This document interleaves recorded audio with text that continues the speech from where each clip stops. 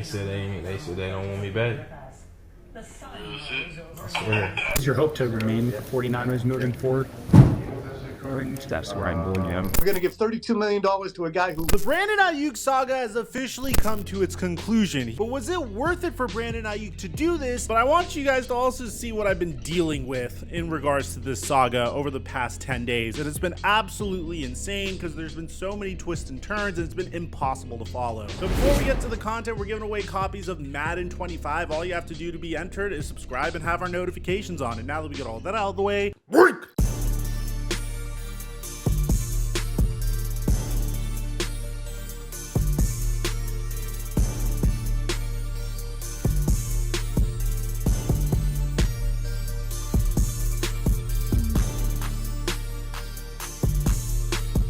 Ladies and gentlemen, the wait is finally over. Football season is back, and to celebrate the return of football, we're getting 2 free squares from PrizePicks, meaning you only need to pick one player's stats correctly in order to 3x your money, or if you want to get crazy and pick 2 players' stats correctly, you could 5x your money. Now, if you aren't signed up for PrizePicks and you're good at projecting player stats in sports, then I highly recommend you download the app. I even have a promo code for you to get $50 when you make an entry of $5 or more, and that promo code is Mikerophone. The first free square is in college football. Jalen Milroe only needs 1 passing yard when Alabama opens their season for his square to cash. Now you can pair Jalen up with any player in college football or the NFL, but I personally think I'm going to pair him with Baker Mayfield's pass yardage versus Washington for a chance to 3x my money. Once that game is over, we have another free square from PrizePicks, and Caleb Williams just needs 1 passing yard in his debut for his square to cash. Now I'll give you my picks for week 1 on my Instagram at @TheFlightMike, where I post my free picks daily, and if you haven't signed up for PrizePicks, I highly recommend it. It's a great way to get some action in these games, and between us, they really aren't good at making lines in the beginning of the season. Use my promo code Mikerophone and get $50 when you make an entry of $5 or more, and thank you PrizePicks for the sponsor.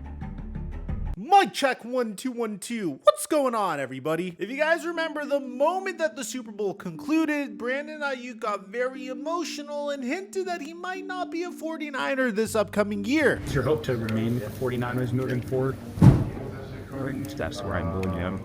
I don't remember. What would that route move look like? Being the champion? Yeah.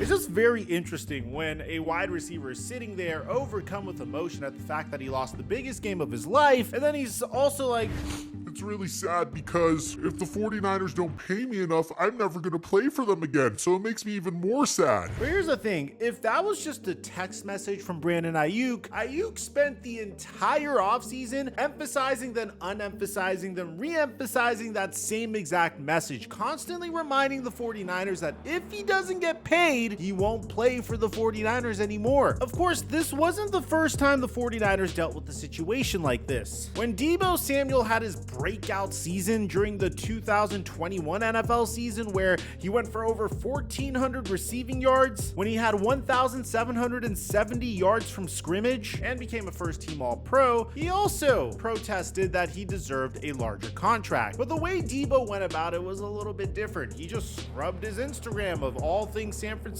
49ers related, and next thing you know, the San Francisco 49ers rewarded him with a brand new contract. Deebo Samuel will get paid $23.9 million annually, which is good enough to make him the 12th highest paid wide receiver this year. But the problem with Deebo Samuel's contract is he has a cap at about $28.6 million with a dead cap of $42.765 million. There's a potential out in 2025, but also Deebo Samuel hasn't been the same player since getting this contract extension. In 2022, he didn't play a full season, but he only gained 864 yards from scrimmage. A huge reason for that is that the 49ers were no longer as dependent on Deebo Samuel for their running attack because they traded for Christian McCaffrey. In 2023, he missed 2 games during the San Francisco 49ers NFC Championship winning season, and he gained 1,117 yards from scrimmage. Still very good, but not the same player that the 49ers extended coming off of 2021. Deebo is going into his age 28 season, so a lot of fans were speculating that Ayuk would get extended and Deebo would get traded at some point. But a alas, that's not what happened. The Super Bowl concluded, and Brandon Ayuk didn't take Deebo Samuel's path either. While Deebo Samuel just scrubbed his Instagram clean and that was it, Brandon Ayuk got his family and friends involved. Trayshawn Hudson called out the 49ers for not featuring Brandon Ayuk more in the Super Bowl. Why does your all-pro 1,300-yard receiver have 3 catches in the Super Bowl? This is the exact reason why we're leaving San Francisco. Thank you 49ers for drafting my brother. We are forever grateful. BA to Vegas. This would be one of many teams that Brandon Ayuk would get linked to. But of course, Brandon Ayuk would also include his girlfriend. Okay, this might have been the last day we touched foot on Levi Stadium, me and Braylon, because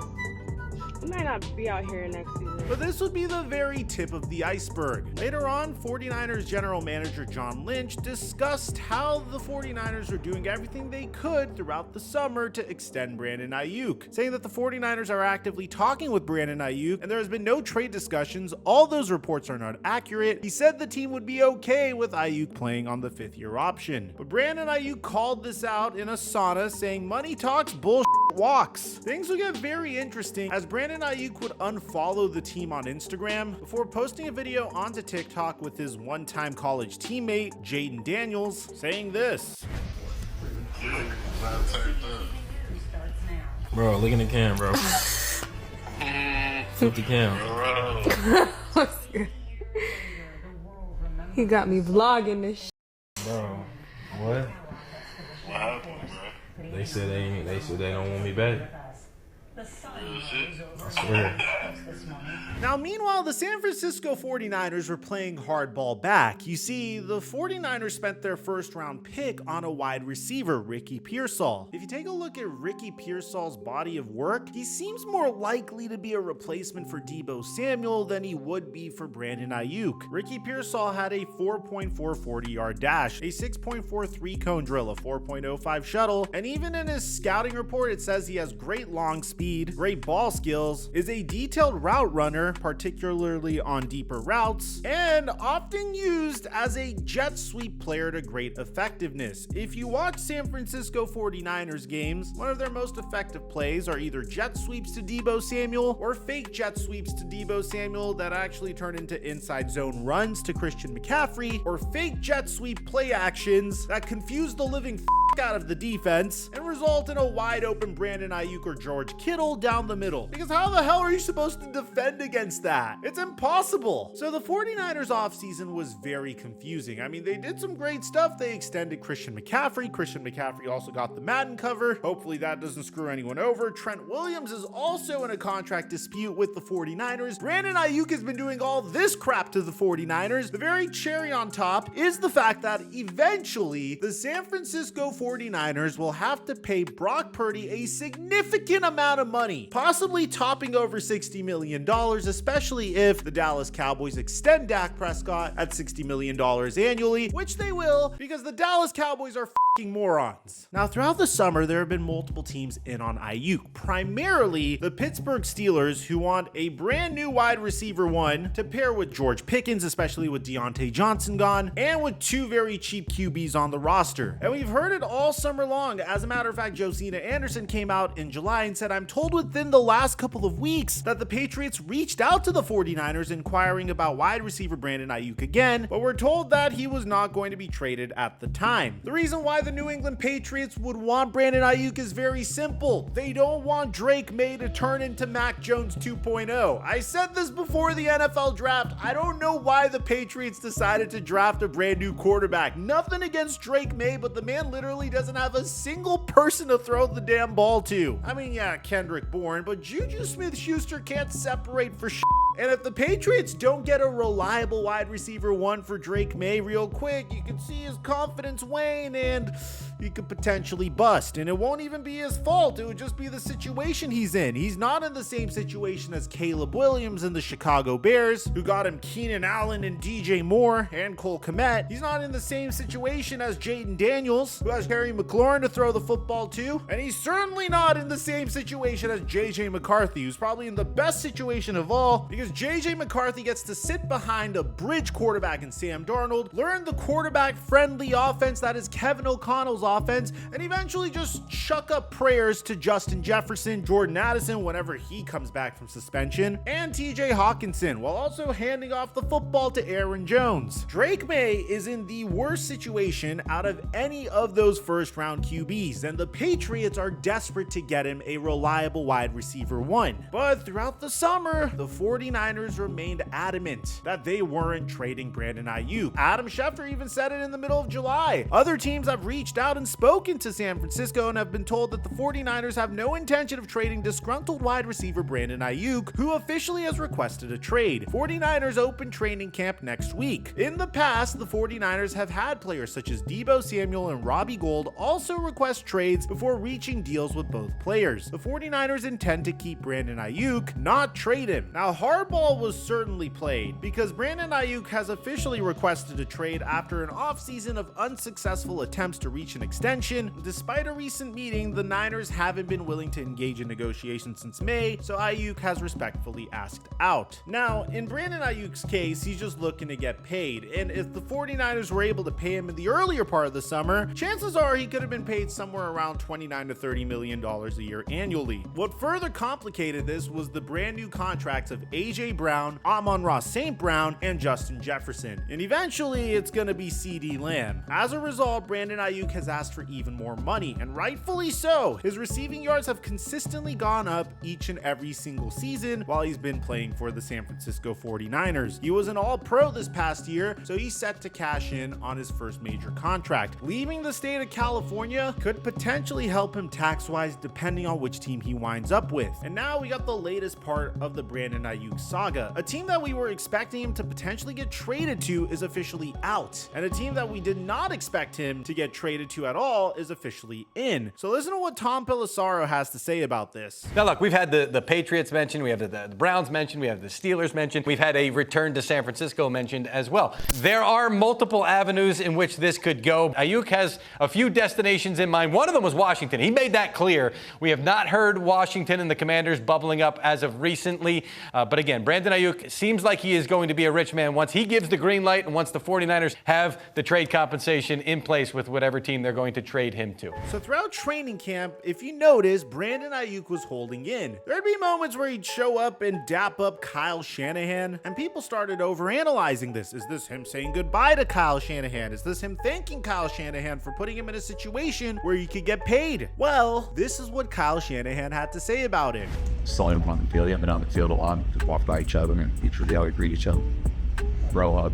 Later on Monday, we would find out that there were two main teams that were in the race for Brandon Ayuk. The first one was a team that was always in, and that's the New England Patriots. According to Josina Anderson, the trade terms that the 49ers have on the table from the New England Patriots for wide receiver Brandon Ayuk remain unchanged per source. It's the same terms New England has been offering for a while. The Patriots have been pursuing Ayuk for months. This Ayuk circus has gone on for months. I mean, look at how much videos we made on Brandon Ayuk. I'm running out of jersey swap ideas for this guy, for crying out loud. But eventually we would find out from some secondary sources, not my go-to guys, not the rap sheets, the Josinas, or the Adam Schefters that I usually lean on, but Mikerophone NBCS reports that the 49ers have a framework of a Brandon Ayuk trade with both the Browns and the Patriots. It's up to Ayuk to decide if he will accept either of these teams' contract terms. Now here's where it gets interesting. According to Mikerophone, an individual that we very much trust on this YouTube channel, Brandon Ayuk is more likely to be traded than sign an extension with the San Francisco 49ers. This is the first time we're hearing this. We originally thought that Ayuk would definitely reach a contract extension with the 49ers. A huge part of the 49ers offense has been dependent on Brandon Ayuk getting wide open looks as a result of the confusion that Shanahan's offense would create, and also because of his abilities as one of the best run block run-blocking wide receivers in the NFL. And this is very unique because Ayuk has been presented with two situations. One situation is the Cleveland Browns, who would not be able to pay him nearly as much money, but would give him a better chance to win, which is kind of interesting considering the fact that I personally lost faith in Deshaun Watson a while ago. But if Brandon Ayuk thinks that gives him a better chance to win than San Francisco, then by all means go for it. The other being the New England Patriots, which is an opportunity to get paid as much money as humanly possible and be the #1 wide receiver for Drake May. But a lot of fans are wondering, Mike, what happened to the Pittsburgh Steelers? I thought Brandon Ayuk was destined to go to the Steelers. apparently the San Francisco 49ers were asking for way too much in return for Brandon Ayuk, so the Pittsburgh Steelers were officially out. But what I'm also hearing is that the 49ers are trying to publicly pressure Ayuk into accepting a deal to one of those two teams because they like those trade packages better than what the Steelers have offered, even though Ayuk doesn't really want to go to the Patriots or the Browns. And then on Tuesday, we found out that everything changed for the New England Patriots, as all of a sudden, they were no longer interested in Brandon Ayuk. So we have Adam Schefter in a video explaining what happened, but according to his tweet, after inquiring about Brandon Ayuk's availability, the Patriots have decided not to explore any further trade possibilities with the 49ers regarding their standout wide receiver. The Patriots are excited about their young receivers and want to focus on them. And though Demario Douglas had 561 receiving yards in 14 games played last year, Javon Baker has been having a great camp apparently, but depending on those two wide receivers over a true #1 wide receiver like Brandon Ayuk obviously isn't going to excite a lot of New England Patriots fans. But Adam Schefter explains why the Patriots decided to take this route in this video.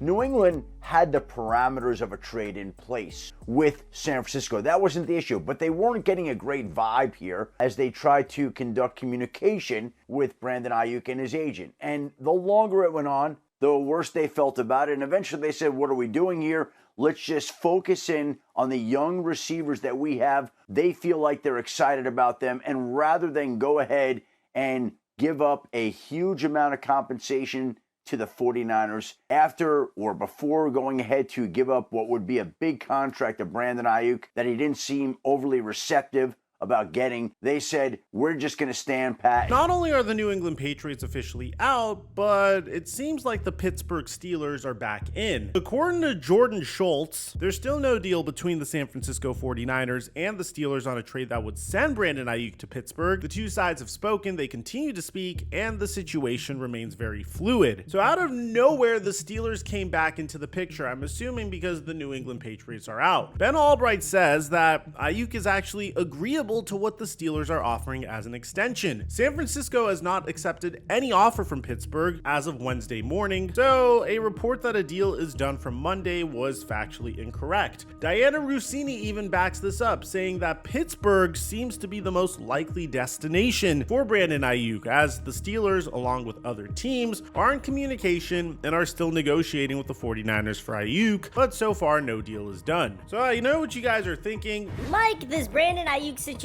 is a gigantic circus. And yes, it truly has been a gigantic circus up until this point. Now look, man, the New England Patriots without a doubt had the best deal for Brandon Ayuk, paying him as much as $32 million a year. We're going to give $32 million to a guy who just might not want to be here, which makes him the most important player on the team. Let's just push away from the table on this. But Brandon Ayuk didn't want to play for the Patriots. Now, we'll make a whole separate video on the New England Patriots explaining why that might be, but you would think in the case of any NFL player, you would either want to take a little bit of a pay cut to put yourself in the best position to win consistently, or you wouldn't mind downgrading the team you play for in order to get a huge bag. And you see this time and time again with wide receivers in the NFL. Tyreek Hill wanted to get paid as much money as humanly possible in a place that wouldn't charge him any state income tax, so he went to Miami. I hate to admit this, but the Miami Dolphins were clearly a downgrade in terms of your chances of winning a Super Bowl than the Kansas City Chiefs. Same could be said about Devontae Adams and the Las Vegas Raiders. You move on from Aaron Rodgers for a season and then eventually Jordan Love to play for Derek Carr, then Jimmy Garoppolo, then Aiden O'Connell, and of course this year Gardner Minshew, which might be the best quarterback out of all of them. It's something that you see time and time again, and I'm never never going to fault someone for wanting to chase the bag. The issue with Brandon Ayuk is it doesn't really seem clear what he wants at this point. The New England Patriots were willing to pay him $32 million a year annually. With all due respect to Brandon Ayuk, that is an overpay for Brandon Ayuk. That means Brandon Ayuk is going to be getting paid as much money as AJ Brown is. It means he's tied for the second highest paid wide receiver in the NFL, getting paid more than Amon-Ra St. Brown and Tyreek Hill. So if you want the money, just go to the New England Patriots. But I suppose that the situation in New England was so bad, and the fact that he had no chance at winning a Super Bowl on the New England Patriots is what made him nervous about going there. Even though the target volume would probably be there with a rookie QB in Drake May, and the fact that he'd be the undisputed wide receiver one. And I guess the whole reason why I'm confused about this is he didn't want to go to the Browns either, which also have a decent chance at competing in their division, although there's some question marks in regards to that division, and it's the most competitive division in football. But alas, he doesn't even want to go to the Cleveland Browns. He wants to go to the team that in my mind is the biggest question mark in that division, the Pittsburgh Steelers. Now, I have nothing against the Pittsburgh Steelers, and it's impossible to tell how well a team's going to do before the season starts, but in regards to a team that could be the most boom or bust in the entire division, you have to admit it's probably going to be the Steelers or the Browns. In the case of the Steelers, they still don't know who their QB1 is. They don't know if Russell Wilson's going to look like Seattle Seahawks Russ or Denver Broncos Russ. We don't know if Justin Fields is going to continue this momentum with these laser precision throws into the regular season. But what we do know is the way their offensive coordinator historically crafted its offenses. And the reason why I think this is so interesting is when you take a look at Brandon Ayuk's interest for the Steelers, the quarterbacks are Russell Wilson and Justin Fields. Arthur Smith's rank in pass rate over expectation in the 5 years that he's been offensive coordinator or head coach is 29th, 30th, 13th, 31st, and 32nd. So I guess that's the part of this that is very confusing to me. Because in the case of the Pittsburgh Steelers, you're not necessarily going to get a tremendous amount of volume at wide receiver one. You're not necessarily going to get paid $32 million a year annually, and you don't have the best opportunity to compete for a Super Bowl. So after seeing this entire circus, there's one thing that was consistent in this saga. Brandon Ayuk had the opportunity to play for lesser teams, and the San Francisco 49ers had trades in place to send him to different teams. Those teams would be willing to pay Brandon Ayuk more money, but the problem was that Brandon Ayuk didn't want that at the end of the day. He wanted to stay on the San Francisco 49ers, and he wouldn't mind taking a little less money to do so. He just wanted to get paid the max amount that he could possibly get paid, but the San Francisco 49ers also have Trent Williams and Brock Purdy that they eventually have to pay as well. So once CeeDee Lamb got his contract extension from the Dallas Cowboys, paying him $34 million a year annually, a few days later, the San Francisco 49ers announced that they officially signed Brandon Ayuk to a contract extension. So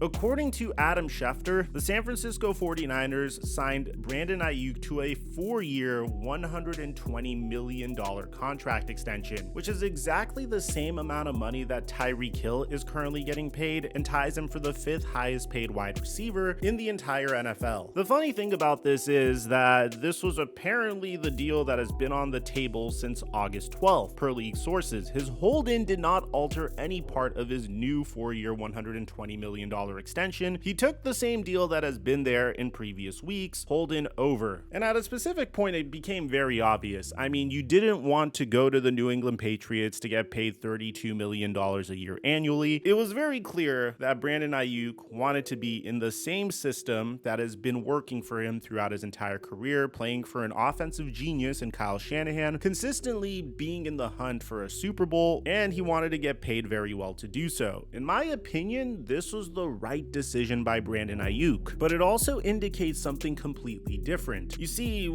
as we mentioned earlier on in this video, the San Francisco 49ers drafted Ricky Pearsall in the first round of the 2024 NFL Draft, and Ricky Pearsall has a similar skill set as Deebo Samuel. This indicates that at some point throughout the year, or maybe even next offseason, you could see Deebo Samuel get traded given his gigantic cap hit. But we'll discuss this at a different time. At the end of the day, I give Brandon Ayuk an A+ for this decision. I felt like if Brandon Ayuk went to the New England Patriots, he would have turned into Kenny Golladay 2.0, and that's not an indictment on Brandon Ayuk, but Brandon Ayuk and the 49ers were a perfect match match for each other. The 49ers are consistently putting him in a situation to get wide open and get better and better each year. Brandon Ayuk is one of the best run blocking wide receivers in the NFL, and I don't think this is an overpay by any means, especially since Jamar Chase is about to get a huge contract extension and the wide receiver market is going to inflate more and more. Personally, I'm just happy that this saga is over because, as you guys saw from how long this video was and the recap of all the events that it took to get here, this was one of the most difficult sagas and stories I've covered on this channel. So if you're a 49ers fan, let me know in the comment section down below, how do you feel about this deal? Do you think Brandon Ayuk was overpaid, or do you think the price was just right? I'd like to hear what you have to say. Aside from that, I'm your boy Mike. I'm dropping our mic until our next upload.